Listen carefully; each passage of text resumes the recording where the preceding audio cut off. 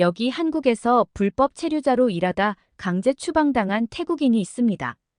한국인들에게 꼭 하고 싶은 말이 있다고 말하며 사연을 보내왔는데요. 대체 무슨 사연일지 오늘 사연 바로 시작하겠습니다.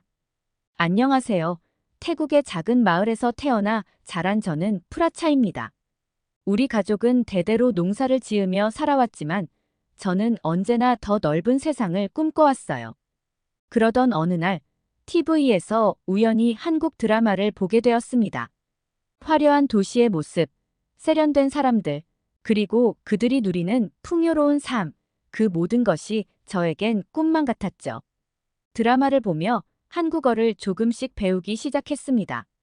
처음엔 안녕하세요, 감사합니다 정도의 간단한 인사말 뿐이었지만 점점 더 많은 단어와 표현을 알아갔어요. K-팝을 들으며 노래 가사를 따라 부르기도 했습니다. 한국의 문화에 푹 빠진 저는 언젠가 꼭 한국에 가봐야겠다고 다짐했습니다. 그렇게 몇 년의 시간이 흘렀고 마침내 저는 한국행 비행기에 올랐습니다. 비행기 창문 너머로 보이는 서울의 야경은 그동안 TV에서만 보던 것과는 비교할 수 없을 만큼 아름답고 웅장했어요. 심장이 터질 것만 같은 설렘과 함께 저는 이 나라에서 새로운 삶을 시작하면 얼마나 좋을까 하는 생각도 했습니다. 하지만 현실은 생각만큼 쉽지 않았어요. 공항에 도착해 첫 발을 내딛는 순간부터 언어의 장벽에 부딪혔습니다. 그동안 열심히 독학했다고 생각했는데 실제 한국인들의 말을 알아듣기란 여간 어려운 게 아니었죠. 택시를 타고 숙소로 향하는 동안 운전기사 아저씨와 간단한 대화조차 나누지 못했어요. 첫 며칠간은 관광객으로서 서울의 여러 명소를 둘러보며 시간을 보냈어요. 높은 빌딩들 사이로 걸어다니며 현대적인 도시의 활기를 느꼈고 고궁을 방문해 한국의 오랜 역사와 전통도 접할 수 있었습니다. 하지만 곧 저는 단순히 구경만 하고 싶지 않다는 걸 깨달았어요. 이곳에서 살아보고 싶다. 이 나라의 일원이 되고 싶다는 욕망이 강하게 일어났습니다. 그래서 저는 무비자 체류 기간이 끝나기 전에 일자리를 찾아보기로 했어요. 인터넷 카페와 구인구직 사이트를 뒤지며 외국인도 지원할 수 있는 일자리를 찾아다녔습니다. 하지만 대부분의 회사에서는 합법적인 취업 비자가 없다는 이유로 거절당했어요. 몇몇 작은 가게에서 아르바이트 제의를 받기도 했지만 그것만으로는 한국에서 장기 체류하기에 충분치 않았습니다. 점점 초조해지는 마음을 달래려 명동의 번화가를 걸었던 날이 떠오릅니다. 화려한 네온사인과 분주히 오가는 사람들 사이에서 문득 외로움이 밀려왔어요. 그때 우연히 태국 음식점을 발견했죠. 반가운 마음에 들어가 팟타이를 주문했는데 그 맛은 고향에서 먹던 것과는 달랐어요. 하지만 그 순간만큼은 마음이 따뜻해졌습니다. 식사를 마치고 나오는데 같은 동포 아주머니가 말을 걸어오셨어요. 태국에서 오셨어요?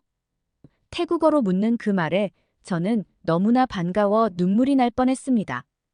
우리는 이야기를 나누었고 제가 처한 상황을 털어놓았어요. 아주머니는 저를 안쓰럽게 바라보시더니 힘내세요. 한국에서 살아가는 게 쉽진 않지만 포기하지 마세요.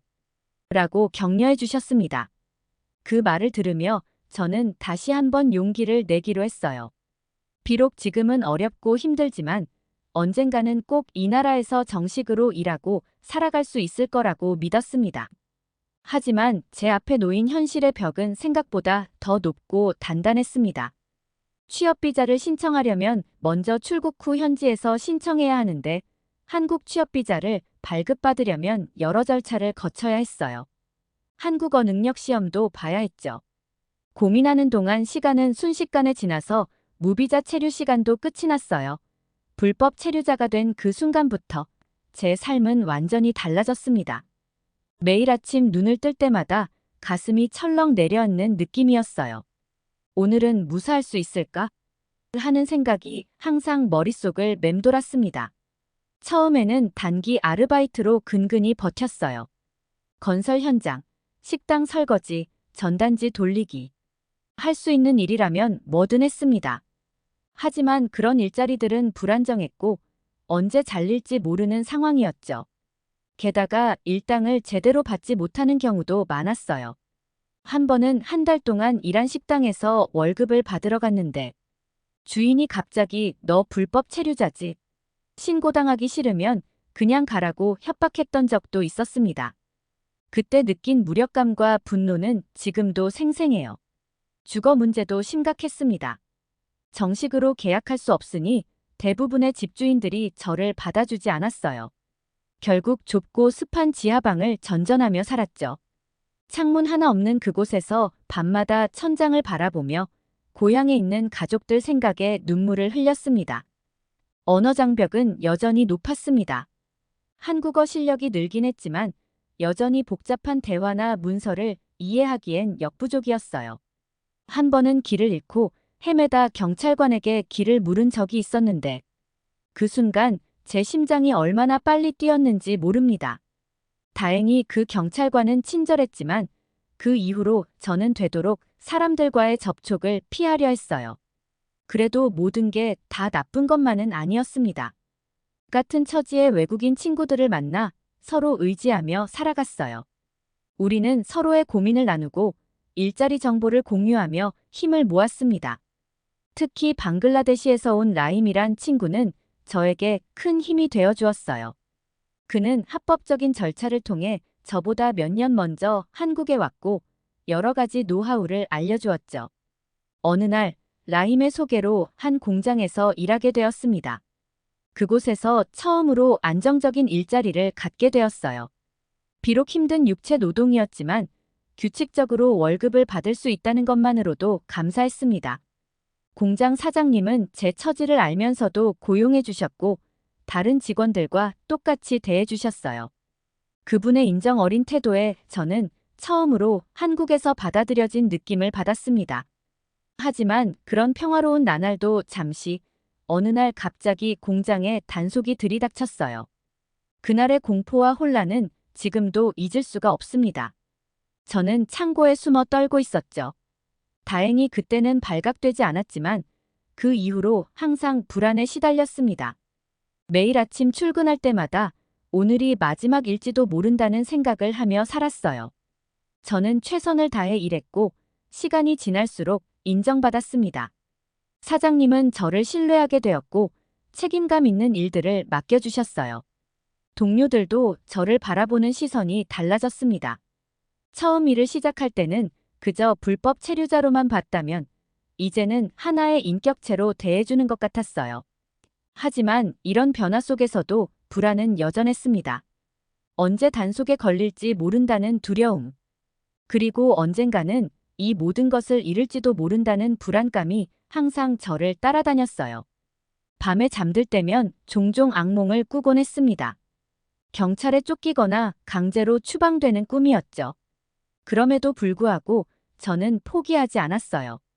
틈틈이 한국어를 공부했고 기술을 배우려 노력했습니다. 언젠가 합법적으로 한국에서 살 수 있는 기회가 올 거라 믿었거든요. 그 희망 하나로 버텼습니다. 하지만 현실은 냉혹했어요. 어느 날 밤 집으로 돌아가던 중 우연히 길거리 단속에 걸리고 말았습니다. 그동안 쌓아온 모든 것이 한순간에 무너지는 것 같았어요. 체포되는 순간 제 머릿속에는 수많은 생각이 스쳐 지나갔습니다. 그동안 함께 일했던 동료들, 저를 믿어주셨던 사장님, 그리고 이 나라에서 이루고 싶었던 꿈들.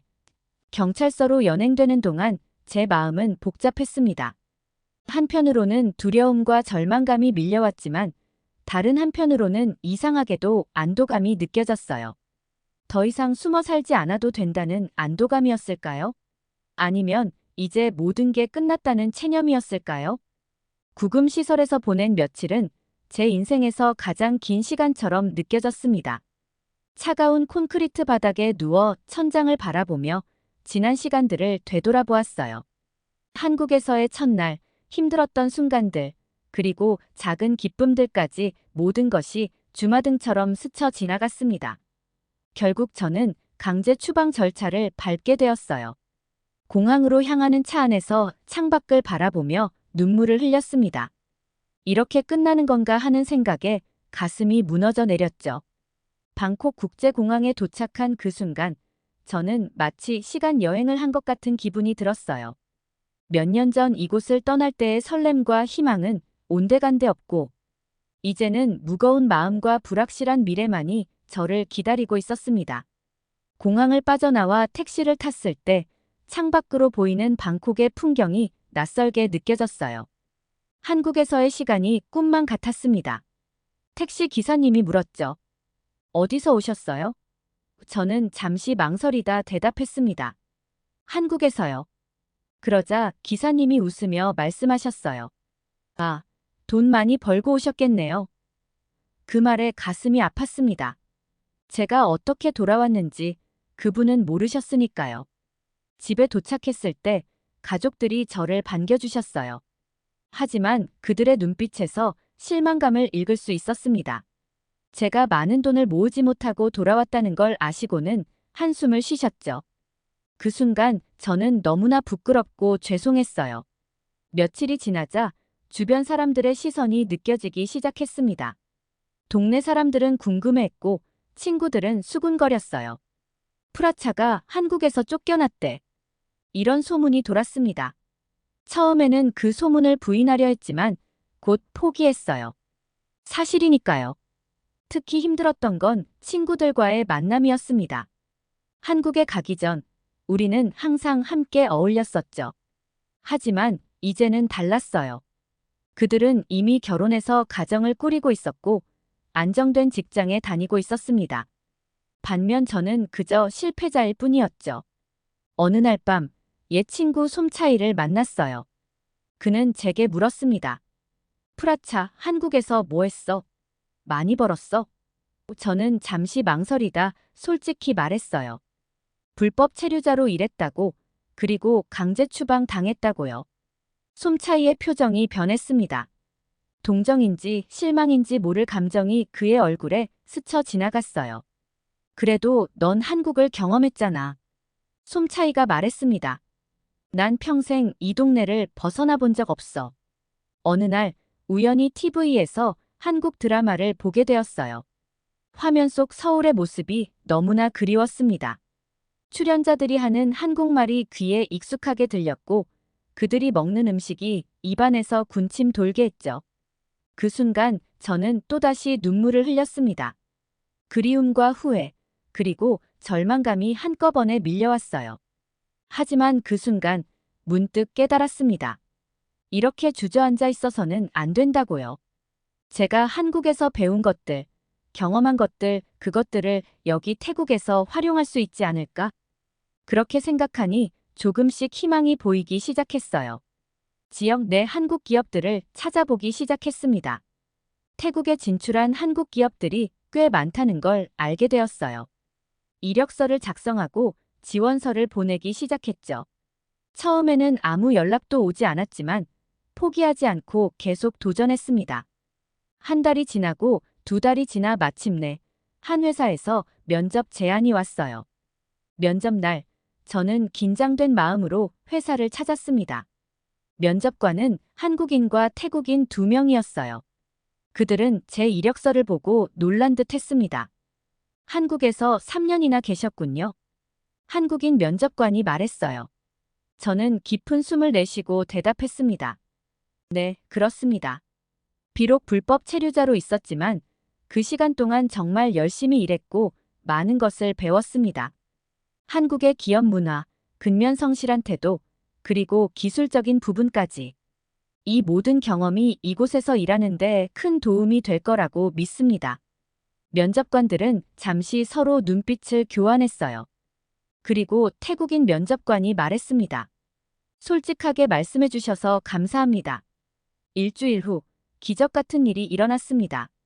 합격 통지를 받은 거예요. 그 소식을 들었을 때 눈물이 났습니다. 기쁨의 눈물이었어요. 드디어 제가 한국에서의 경험을 의미 있게 활용할 수 있는 기회를 얻은 거니까요.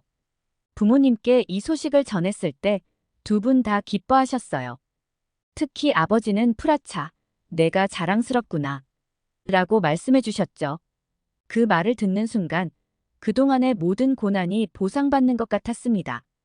태국에서의 새로운 삶에 적응해가던 어느 날 뉴스를 통해 충격적인 소식을 접하게 되었습니다. 벤 코리아 운동이 태국 전역으로 확산되고 있다는 내용이었어요. 한국에서 태국인들이 부당한 대우를 받았다는 이유로 많은 태국인들이 한국 여행, 한국 제품 불매 운동을 벌이고 있었죠. 이 소식을 듣는 순간 제 마음속에서 복잡한 감정이 일어났어요.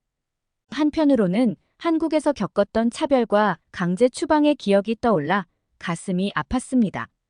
하지만 동시에 한국에서 보낸 시간들, 그곳에서 만난 따뜻한 사람들, 그리고 배운 많은 것들을 생각하면 이 운동에 동조하기 어려웠어요. 직장에서도 이 문제는 큰 화제였습니다.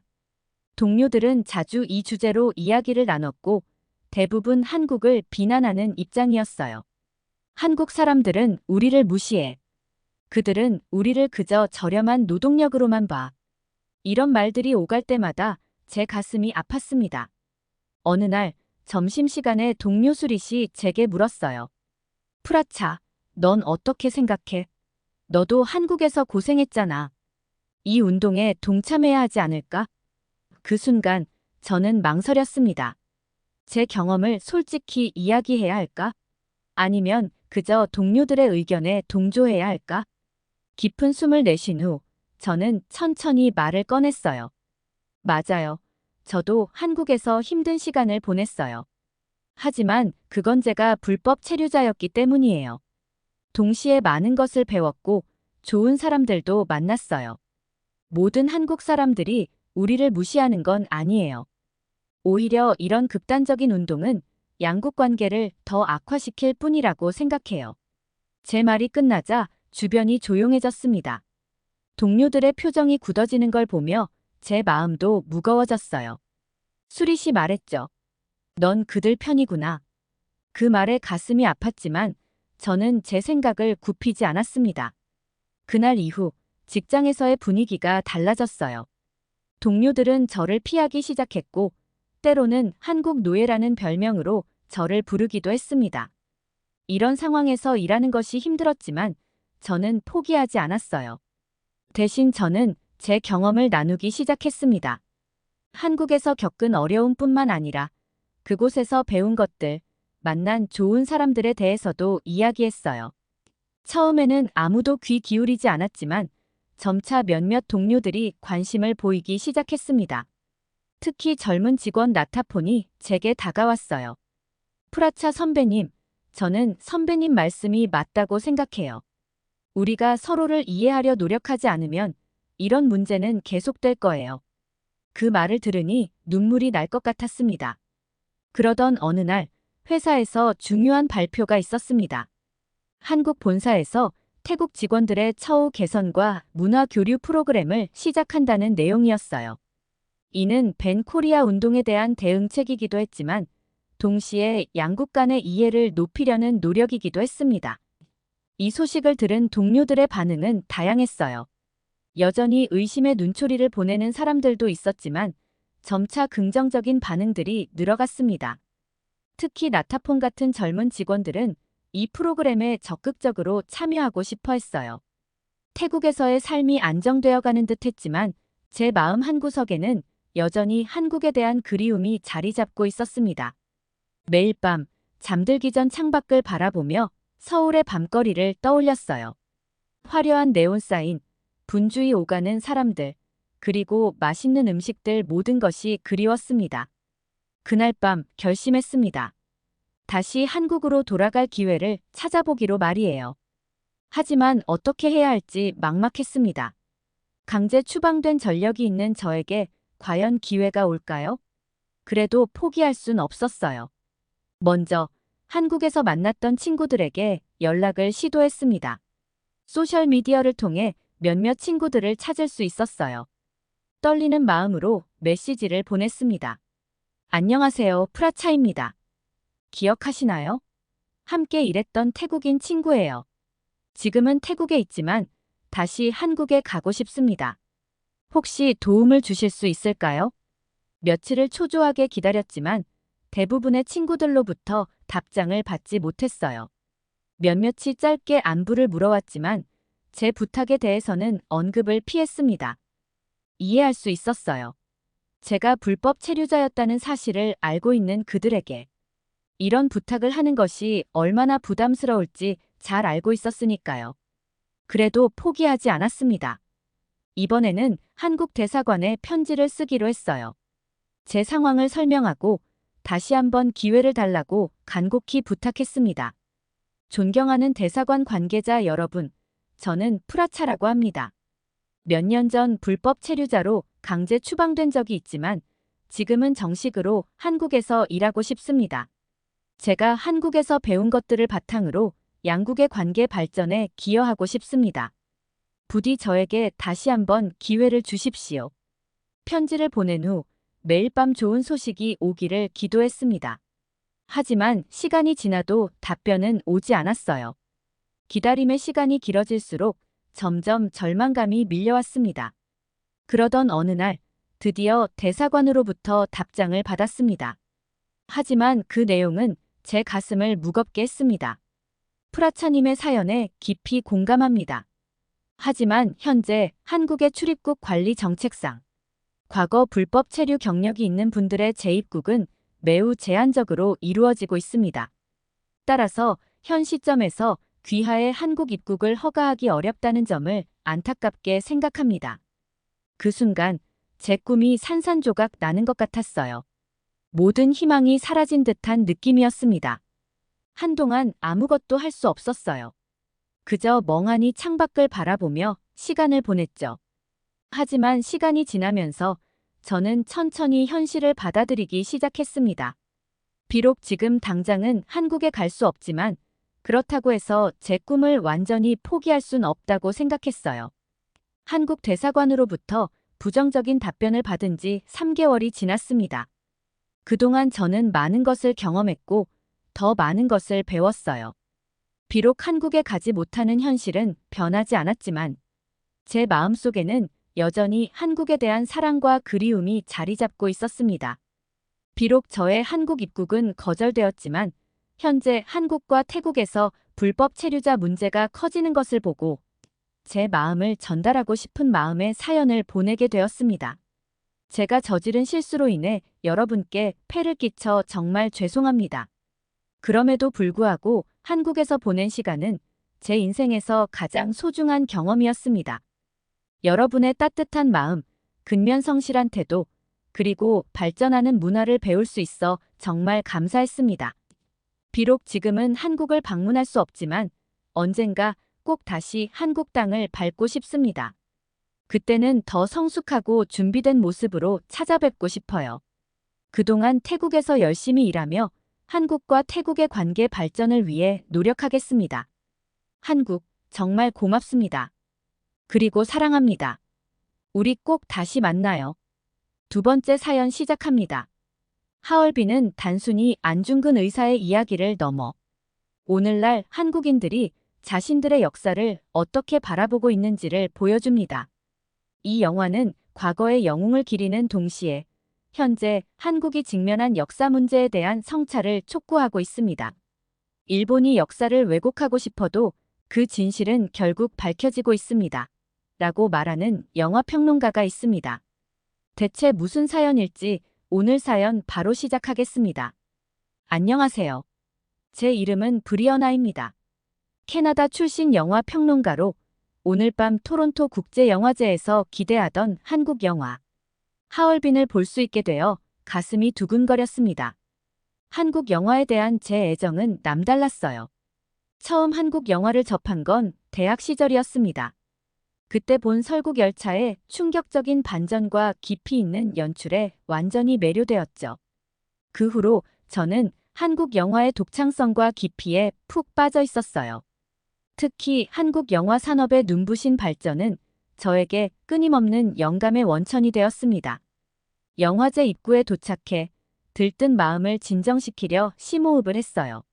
하얼빈이 단순한 영화가 아니라 역사적 사실에 기반한 작품이라는 점에서 제 기대는 더욱 컸습니다. 역사를 다룬 한국 영화들은 언제나 깊은 통찰력과 감동을 주었거든요. 극장에 들어서며 생각했어요. 이 영화를 통해 한국의 또 다른 면을 발견하게 되겠지. 어떤 이야기가 펼쳐질까? 호기심으로 눈이 반짝였습니다. 영화를 볼 때마다 느끼는 이 설렘과 기대감. 이것이 바로 제가 영화 평론가의 길을 선택한 이유였어요. 자리에 앉으며 주변을 둘러보았어요. 다양한 국적의 관객들로 가득 찬 극장 안은 국제영화제다운 열기로 가득했습니다. 이 순간 영화가 가진 힘을 다시 한번 실감했어요. 국경과 문화의 경계를 넘어 사람들을 하나로 모으는 영화의 마법 같은 힘 말이에요. 조명이 어두워지고 스크린의 첫 장면이 떠올랐습니다. 깊은 숨을 내쉬며 영화 속으로 빠져들 준비를 했어요.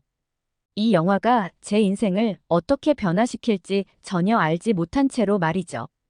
영화가 시작되고 얼마 지나지 않아 저는 완전히 그 세계에 빠져들었습니다. 스크린 속 1909년의 하얼빈은 마치 제가 직접 그곳에 있는 것처럼 생생했어요. 안중근 의사의 강인한 눈빛, 그의 동지들의 결연한 의지, 그리고 일제강점기 조선의 암울한 현실이 가슴 깊이 와닿았습니다. 영화가 진행될수록 저는 점점 더 깊은 감동에 빠져들었어요. 안중근 의사와 그의 동료들이 겪는 고난과 투쟁은 제가 알고 있던 어떤 영웅 서사보다도 강렬했습니다. 그들의 희생과 용기에 눈물이 났어요. 동시에 이 모든 것이 실제 역사적 사실을 바탕으로 한다는 점에서 더욱 가슴이 아팠습니다. 영화가 끝나고 엔딩 크레딧이 올라가는 동안 저는 자리에 꼼짝없이 앉아 있었어요. 머릿속은 온통 영화 속 장면들로 가득했습니다. 한국의 역사, 그들의 아픔, 그리고 그 속에서 피어난 강인함. 이 모든 것이 제 마음을 흔들어 놓았어요. 하얼빈을 보고 난 후 저는 큰 충격에 휩싸였습니다. 영화 속에서 그려진 한국의 일제강점기 역사는 제가 알고 있던 것과는 너무나 달랐어요. 안중근 의사가 일본 제국주의에 맞서 독립운동을 했던 이야기는 제 가슴을 아프게 했습니다. 호텔방에 돌아와서도 잠을 이룰 수가 없었어요. 노트북을 켜고 한국의 역사에 대해 검색하기 시작했습니다. 읽으면 읽을수록 더 큰 충격에 빠졌어요. 일본의 한국 강제 점령, 문화와 언어의 탄압, 강제징용과 위안부 문제. 이 모든 것이 실제로 일어났던 일이라니 믿기 힘들었습니다. 특히 위안부 문제에 대해 알게 되었을 때 저는 눈물을 멈출 수 없었어요. 어린 소녀들이 겪어야 했던 고통과 아픔을 생각하니 가슴이 찢어지는 것 같았습니다. 이런 잔혹한 역사가 어떻게 현대까지 해결되지 않은 채로 남아있을 수 있는지 이해할 수 없었어요. 다음 날, 저는 토론토 대학 도서관을 찾았습니다. 한국의 근현대사에 관한 책들을 찾아 읽기 시작했어요. 책장을 넘길 때마다 제 마음은 무거워졌습니다. 일본의 잔혹한 식민 지배, 한국인들의 고통과 저항, 그리고 해방 후에도 계속된 갈등과 아픔. 이 모든 것이 저에게는 새로운 발견이었어요. 그 과정에서 안중근 의사뿐만 아니라 많은 독립운동가들의 이야기를 알게 되었어요. 그들의 용기와 희생에 감동하면서도 동시에 그들이 겪어야 했던 고통에 가슴이 아팠습니다. 특히 제 마음을 울린 것은 한국 사람들의 이야기였어요. 자신의 이름과 언어를 빼앗기고 고향에서 쫓겨나 강제 노동에 시달리면서도 끝까지 희망을 잃지 않았던 그들의 이야기에서 인간의 강인함을 느낄 수 있었습니다. 이런 역사적 사실들을 알아가면서 저는 점점 더 깊은 생각에 빠졌어요. 어떻게 이런 일들이 일어날 수 있었을까? 그리고 더 중요하게는 어떻게 이런 역사적 진실이 제대로 알려지지 않을 수 있었을까? 이 의문은 저를 더 깊은 탐구로 이끌었습니다. 이틀 후, 저는 아시아 영화 포럼이라는 토론회에 참석했어요. 다양한 국적의 영화 평론가들이 모여 아시아 영화의 현재와 미래에 대해 이야기를 나누는 자리였습니다. 제 마음 한구석에는 여전히 하얼빈의 여운이 남아 있었어요. 토론이 한창일 때 한 일본 평론가가 발언을 시작했습니다. 그의 이름은 타카하시였어요. 최근 한국 영화들이 역사를 왜곡하고 있다는 점이 우려됩니다. 특히 하얼빈과 같은 영화는 일본에 대한 부당한 비난을 담고 있어요. 타카하시의 말에 저는 충격을 받았습니다. 제가 며칠 동안 공부한 역사적 사실들과 너무나 다른 주장이었거든요. 순간 제 안에서 뭔가가 끓어오르는 것을 느꼈어요. 하지만 동시에 혼란스러웠습니다. 왜 그는 그렇게 생각하는 걸까? 정말 제가 아는 것이 틀린 걸까?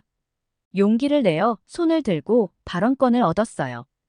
타카하시 씨, 제가 알기로는 하얼빈의 내용은 역사적 사실에 기반하고 있습니다.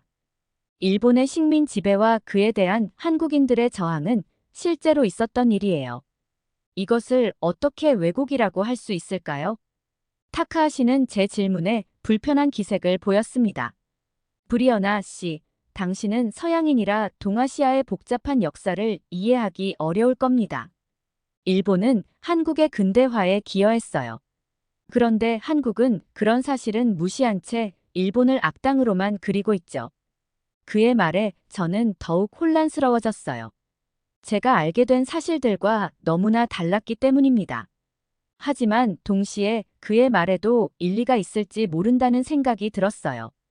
제가 정말 동아시아의 복잡한 역사를 제대로 이해하고 있는 걸까? 토론회가 끝나고 저는 타카하시에게 다가갔습니다. 타카하시 씨, 좀 더 자세히 이야기를 나눌 수 있을까요? 저는 정말 이 문제에 대해 더 깊이 알고 싶어요. 타카하시는 잠시 망설이더니 고개를 끄덕였어요. 우리는 근처 카페로 자리를 옮겼습니다. 그와의 대화는 저에게 큰 충격이었어요. 그가 말하는 역사는 제가 며칠간 찾아본 것과는 너무나 달랐거든요. 일본은 한국에 철도를 건설하고 근대적 교육제도를 도입했어요. 이런 점들이 한국 영화에서는 전혀 다뤄지지 않죠. 타카하시의 말에 저는 할 말을 잃었습니다. 하지만 동시에 의문이 들었어요. 그렇다면 강제징용과 위안부 문제는 어떻게 설명할 수 있나요? 제가 물었습니다. 타카하시는 잠시 침묵했어요. 그리고 나서 말했습니다. 그런 일들이 소수 있었다는 것은 인정합니다. 하지만 그것이 전부는 아니에요. 대부분은 돈을 벌기 위해 스스로 온 사람들입니다. 역사는 항상 양면성을 가지고 있죠. 카페를 나오면서 저는 더 큰 혼란에 빠졌습니다. 누구의 말이 맞는 걸까? 정말 역사는 이렇게 다르게 해석될 수 있는 걸까? 타카하시와의 대화 이후 저는 한국과 일본의 역사적 관계에 대해 더 깊이 파고들기로 결심했어요. 단순히 한쪽의 주장만 듣고 판단해서는 안 된다는 것을 깨달았습니다. 저는 더 많은 자료를 찾아보고 다양한 시각을 가진 사람들의 의견을 들어봐야겠다고 생각했어요. 먼저 저는 다시 한번 토론토 대학 도서관을 찾아갔습니다. 한국과 일본의 근현대사에 관한 책들을 모조리 찾아 읽기 시작했어요. 밤낮 없이 책을 읽으며 때로는 눈물을 흘리고 때로는 분노에 떨기도 했습니다. 일본의 식민 지배가 한국에 미친 영향, 강제징용과 위안부 문제, 그리고 해방 이후에도 계속된 역사 왜곡의 문제까지 모든 것이 제 마음을 무겁게 했어요. 하지만 동시에 저는 일본 측의 주장도 무시할 수 없다고 생각했습니다. 그래서 일본 학자들의 저서도 함께 읽어보았어요. 그들의 주장 중 대부분이 제가 도서관에서 발견한 사실과 달랐습니다. 이 과정에서 저는 역사란 결코 흑백 논리로 단순화할 수 없는 복잡한 것임을 깨달았어요. 연구를 거듭할수록 제 마음속에는 의문이 쌓여갔습니다. 어떻게 이렇게 명백한 역사적 사실들이 왜곡되고 은폐될 수 있었을까? 왜 일본은 과거사에 대해 제대로 사과를 하지 않고 필사적으로 역사를 부정하고 있는 걸까? 이런 의문들은 저를 더 깊은 탐구의 길로 이끌었어요. 온라인 데이터베이스를 통해 더 많은 학술 논문과 역사 자료를 찾아보았습니다. 밤늦게까지 컴퓨터 앞에 앉아 자료를 읽고 정리하는 일이 일상이 되었어요. 때로는 눈앞이 흐려질 정도로 피곤했지만 진실에 한 발짝 더 다가간다는 생각에 힘을 낼 수 있었습니다. 저는 화상회의를 통해 동아시아 근현대사 온라인 컨퍼런스에 참석했어요. 그곳에서 저는 다양한 국적의 역사학자들을 만나 토론할 수 있었습니다. 한 한국계 캐나다인 교수님의 말씀이 특히 인상 깊었어요. 역사는 단순한 과거의 기록이 아닙니다. 그것은 현재를 이해하고 미래를 만들어가는 열쇠예요. 이 말은 제게 큰 울림을 주었습니다. 그래요. 제가 이 연구를 하는 이유가 바로 이것이었어요. 과거의 진실을 밝혀 현재의 갈등을 해소하고 더 나은 미래를 만들어가는데 기여하고 싶었던 거죠. 컨퍼런스 이후 저는 토론토에 있는 한국문화원을 방문했습니다. 그곳에서 개최된 일제강점기 사진전을 통해 책으로만 접하던 역사의 현장을 간접적으로나마 경험할 수 있었어요. 특히 강제징용 피해자들의 사진 앞에서 오랫동안 발걸음을 떼지 못했습니다. 다음으로 저는 토론토 대학의 한국학 교수님과 인터뷰를 진행했어요. 교수님은 위안부 문제에 대해 자세히 설명해 주셨습니다. 그분의 설명을 들으며 저는 참을 수 없는 분노와 슬픔을 느꼈어요. 어떻게 이런 끔찍한 일들이 일어날 수 있었을까? 그리고 더 중요하게는 왜 아직도 이 문제가 제대로 해결되지 않고 있는 걸까? 이제 저는 확신할 수 있었습니다. 일본의 식민 지배와 전쟁 범죄는 부인할 수 없는 역사적 사실이에요. 그리고 이에 대한 일본의 진정한 반성과 사과가 필요하다는 것도요. 하지만 동시에 저는 이 문제를 해결하기 위해서는 양국 모두의 노력이 필요하다는 것도 알게 되었습니다. 한국의 역사를 연구하면서 저는 또 다른 놀라운 사실을 발견했습니다. 그것은 바로 한국의 눈부신 경제 발전이었어요. 일제강점기와 한국전쟁을 겪은 후 한국은 불과 반세기 만에 세계 10위권의 경제 대국으로 성장했습니다. 이는 정말 놀라운 일이었어요. 이 경제 발전의 과정을 알아보기 위해 저는 토론토 대학의 경제학과 교수님과 인터뷰를 진행했습니다. 교수님은 한국의 경제 성장을 한강의 기적이라고 표현하셨어요. 1950년대 한국은 세계에서 가장 가난한 나라 중 하나였지만 불과 몇십 년 만에 선진국 반열에 올랐다는 사실이 저를 놀라게 했습니다. 교수님의 설명에 따르면 한국의 경제 발전은 정부 주도의 계획 경제, 교육에 대한 투자, 그리고 국민들의 끈질긴 노력이 복합적으로 작용한 결과였어요. 특히 교육열에 대한 이야기는 저에게 깊은 인상을 남겼습니다. 한국 부모들이 자녀 교육을 위해 얼마나 헌신하는지, 그리고 그것이 어떻게 국가 발전의 원동력이 되었는지 알게 되었어요. 이 대화 이후 저는 한국의 경제 성장에 대해 더 자세히 알아보고 싶어졌습니다. 온라인 데이터베이스를 통해 한국의 GDP 성장률, 수출 증가율 등의 경제 지표를 조사했어요. 그래프상에서 수직으로 치솟는 선들을 보며 저는 그 뒤에 숨겨진 수많은 한국인들의 땀과 노력을 상상할 수 있었습니다.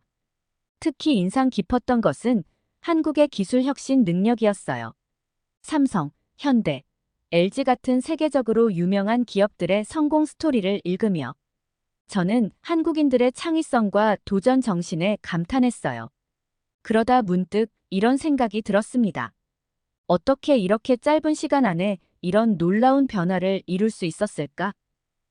이 의문을 해결하기 위해 저는 한국의 문화와 국민성에 대해 더 깊이 알아보기로 했어요. 토론토에 있는 한인 커뮤니티 센터를 방문해 그곳에서 만난 한국계 캐나다인들과 이야기를 나누었습니다. 그들은 한국인들의 빨리빨리 문화, 끈기, 그리고 새로운 것을 빠르게 받아들이는 능력에 대해 이야기해 주었어요. 이런 특성들이 한국의 빠른 경제 성장을 가능케 했다는 것을 알 수 있었습니다. 하지만 동시에 저는 이런 급속한 발전의 이면에 숨겨진 그림자도 발견했어요. 극심한 교육 경쟁, 노동자들의 긴 노동시간, 그리고 빠른 성장 과정에서 발생한 환경 문제 등이 그것이었습니다. 이런 측면들은 제게 경제 발전이란 것이 단순히 숫자의 증가만을 의미하는 것이 아니라는 점을 깨닫게 해주었어요. 그럼에도 불구하고 한국의 경제 발전 스토리는 저에게 큰 영감을 주었습니다. 전쟁의 폐허에서 일어나 세계적인 경제 강국이 된 한국의 모습은 인간의 의지와 노력이 얼마나 큰 변화를 만들어낼 수 있는지를 보여주는 살아있는 증거였어요.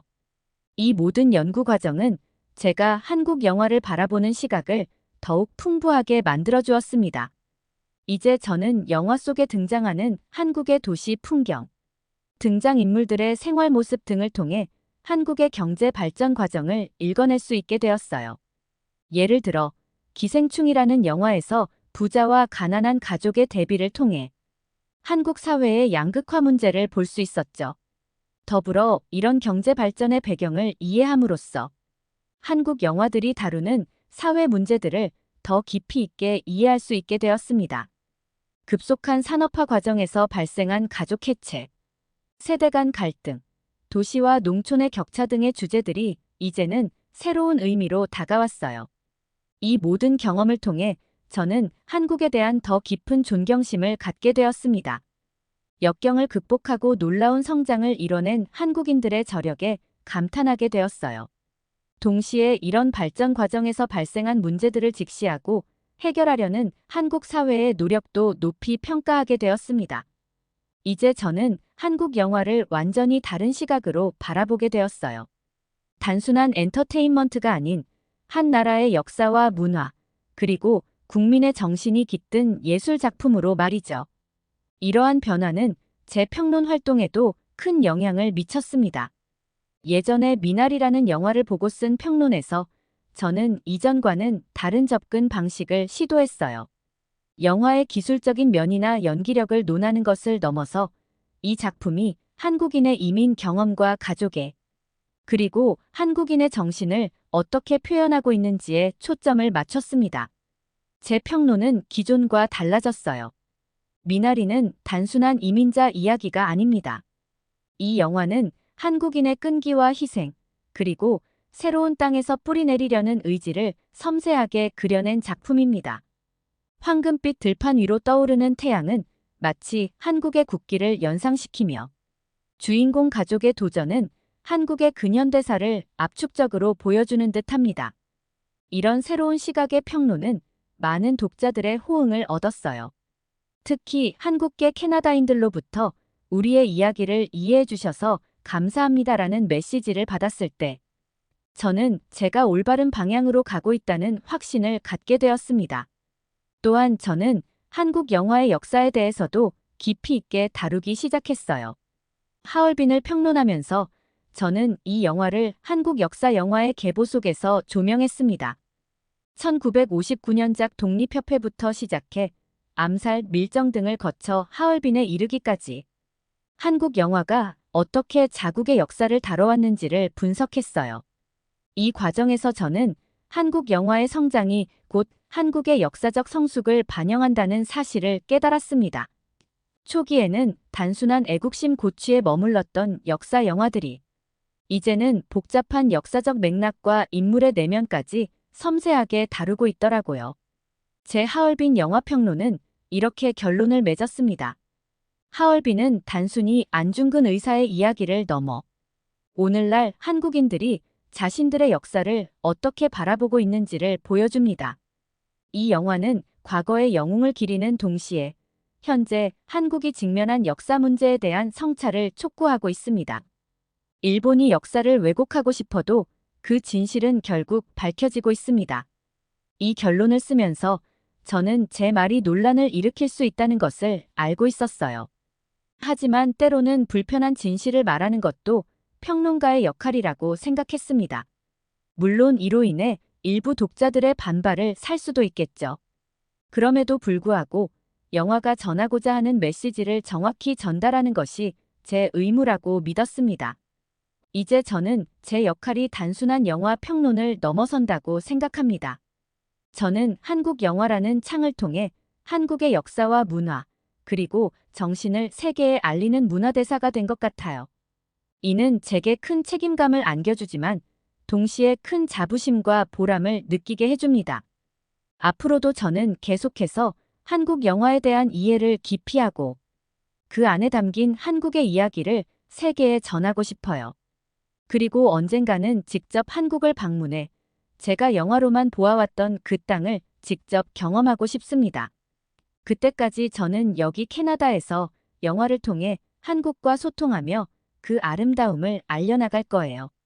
오늘 사연이 재미있으셨다면 구독과 좋아요, 알림 설정까지 부탁드립니다. 더 재미있는 사연으로 돌아오겠습니다. 이상 감동 탐험이었습니다.